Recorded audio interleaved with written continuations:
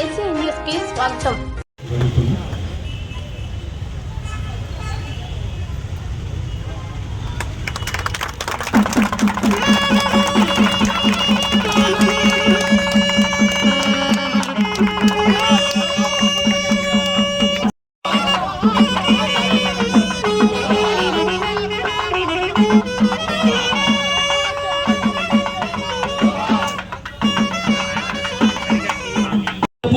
గిరి గారు, బద్దెపూడి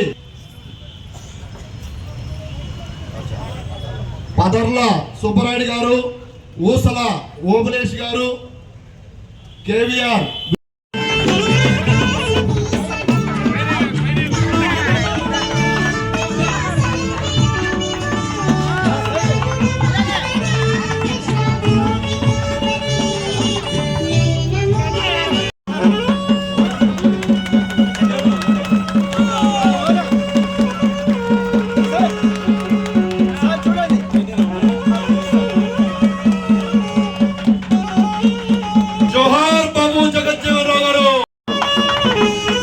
భారతదేశ మాజీ ఉప ప్రధాని బాబు జగజ్జీవన్ రావు గారి విగ్రహావిష్కరణకు విచ్చేసినటువంటి మన హ్యాట్రిక్ ఎమ్మెల్యే కోటంరెడ్డి శ్రీధర్ రెడ్డి గారికి సాదరంగా ఏర్పాటు చేసుకోవడం జరిగింది.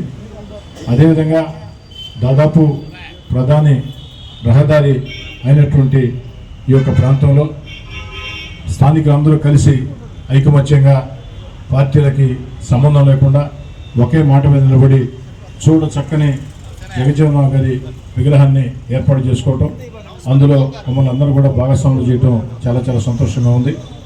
ఈ దేశంలో అణగారిన వర్గాల కోసం, బడుగు వర్గాల కోసం కృషి చేసినటువంటి మహానాయకుల్లో బాబు జగజ్జీవన్ గారు ఒకరు. వారు ఈరోజు మన మధ్య లేకున్నా వారు చూపించినటువంటి ఆశయాలు అన్ని ప్రభుత్వాలు కూడా పాటించక తప్పనిసరి పరిస్థితి.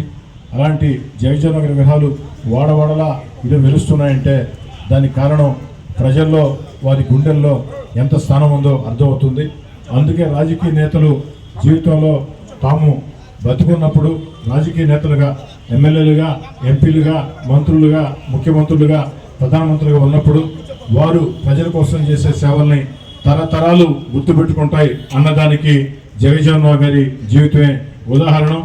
అంతేకాకుండా వారు ఎప్పుడు కూడా గోల్డ్ స్పూన్తో పుట్టిన వ్యక్తిని కాదు. వారు జగజ్జీవన్ రావు గారు ఒక సామాన్య కుటుంబంలో, నిరుపేద కుటుంబంలో జన్మించి అనేక కష్ట నష్టాలకు వచ్చి ఉన్న చదువులు ఏదైతే ఈ దేశ రాజకీయాలు అన్నింటిలో కూడా కీలక పాత్ర పోషించినటువంటి వ్యక్తి.